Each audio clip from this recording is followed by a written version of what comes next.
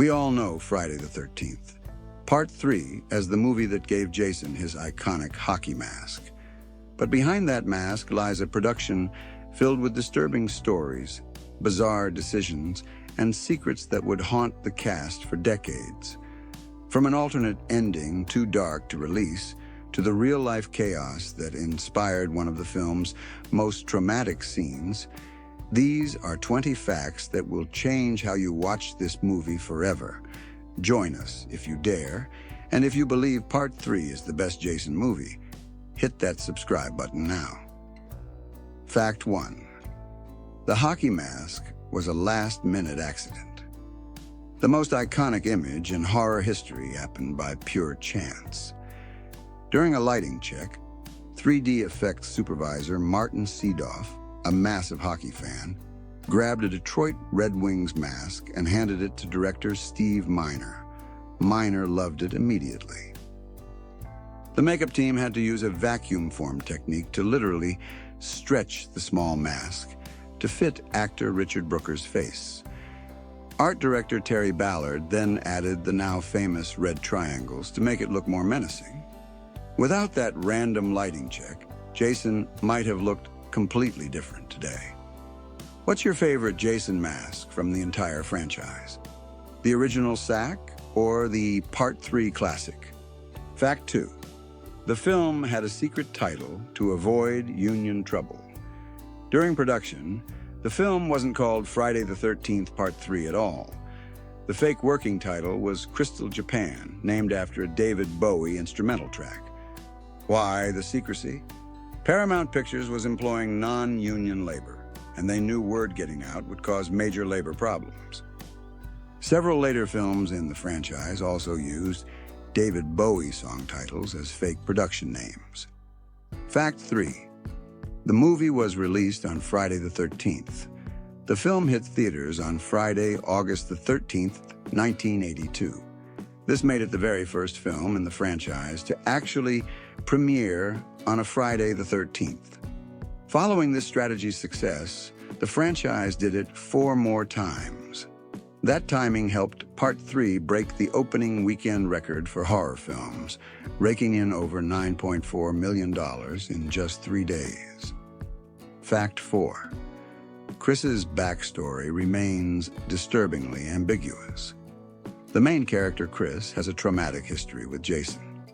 2 years before the film, she encountered Jason in the woods and passed out. What happened during those missing hours is deliberately left ambiguous by the filmmakers. Early script discussions involved a much darker backstory, but the team rejected it as too exploitative. This unsettling ambiguity makes her terror when facing Jason again even more visceral. Fact 5. Performances literally didn't matter, only the 3D effects. Here's something shocking. The actors were essentially told their performances didn't matter. Because this was the first film to use the Mark's 3D system, the key priority was making sure the effects worked. Actress Tracy Savage admitted they never did a second take, saying, "It didn't matter if we stumbled or fumbled." Actor Larry Zerner recalled being yelled at to hit the camera when throwing a wallet for a 3D gag. The entire cast admits it was a technical experiment first, movie second.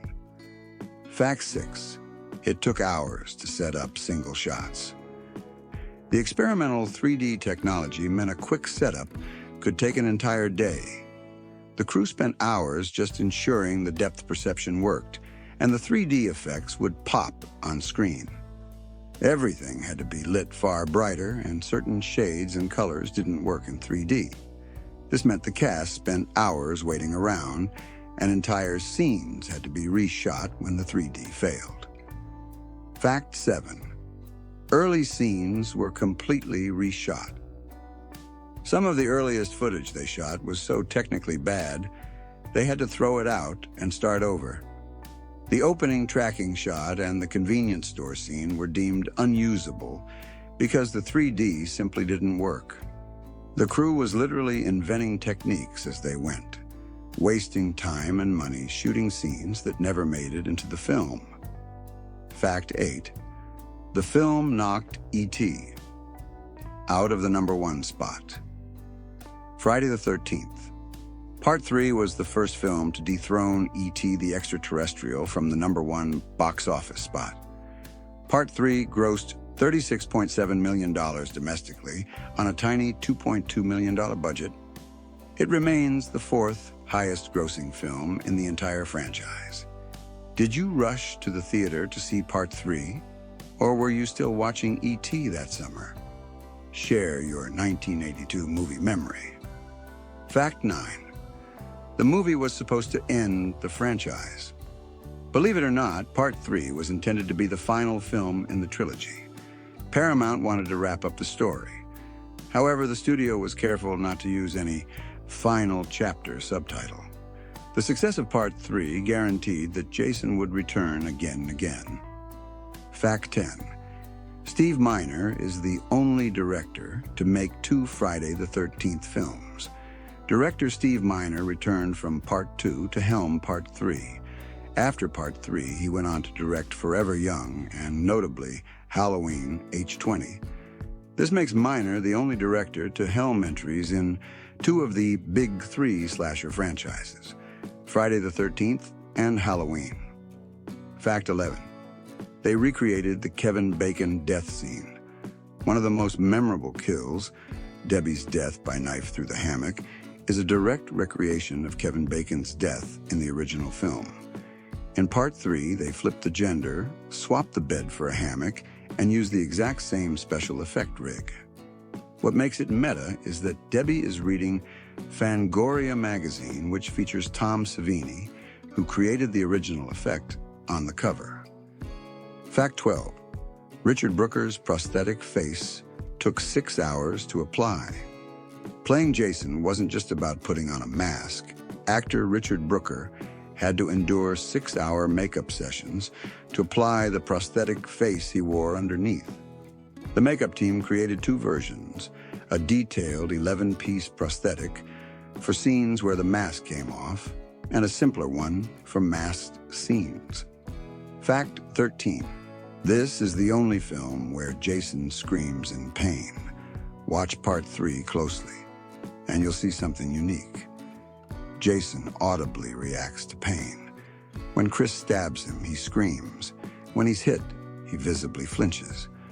Part 3 exists in a weird transitional space where Jason is still somewhat mortal and vulnerable, unlike the silent, indestructible Terminator he becomes later. Do you prefer the vulnerable, screaming Jason, or the silent, indestructible monster of the later films? Fact 14. The final chase is one of the longest in the franchise. The last 30 minutes are essentially one extended, relentless chase sequence. What makes it work is that Jason in Part 3 actually runs. Richard Brooker's Jason is fast and aggressive, making him genuinely terrifying, unlike later iterations that do the slow, methodical walk. Fact 15. The film's location burned down. Part 3 was the first film in the series not shot on the East Coast.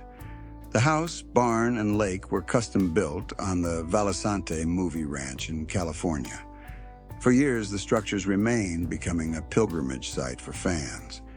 But in 2006, the iconic house where the carnage took place tragically burned down, reduced to ashes.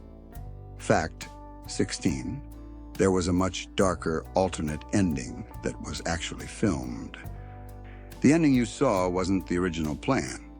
Filmmakers actually shot an alternate ending deemed too dark to release.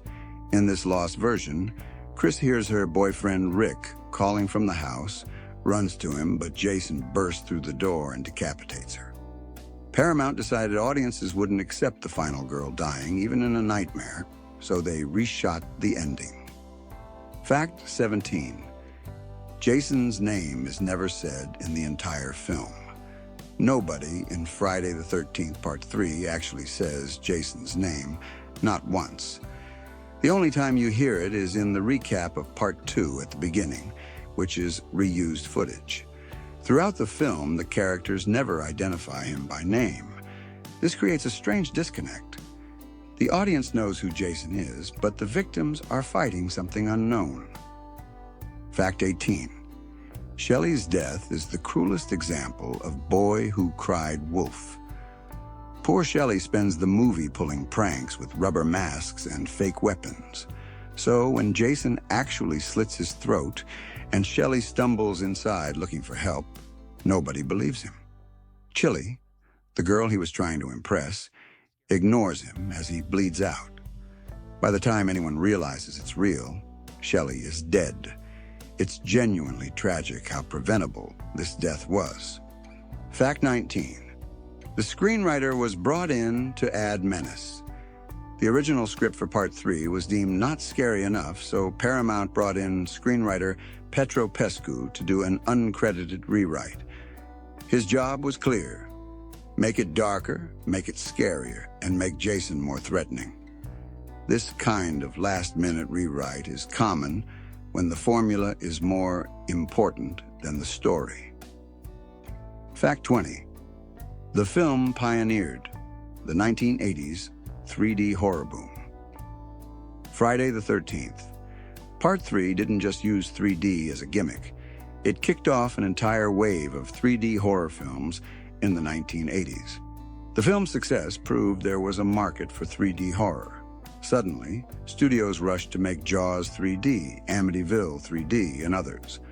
Part 3 essentially revived a dead format, proving audiences would pay extra to see blood flying at them. So, there you have it. 20 disturbing, weird, and fascinating facts about Friday the 13th, Part 3. From accidental hockey masks to an alternate ending too dark for theaters, this movie was stranger and more troubled behind the scenes than most people realize. It's a miracle the movie works at all, but it does, and it remains a cult classic. If you enjoyed this video, leave a like and subscribe for more horror deep dives, and let me know in the comments, would you have preferred the darker alternate ending? Friday the 13th.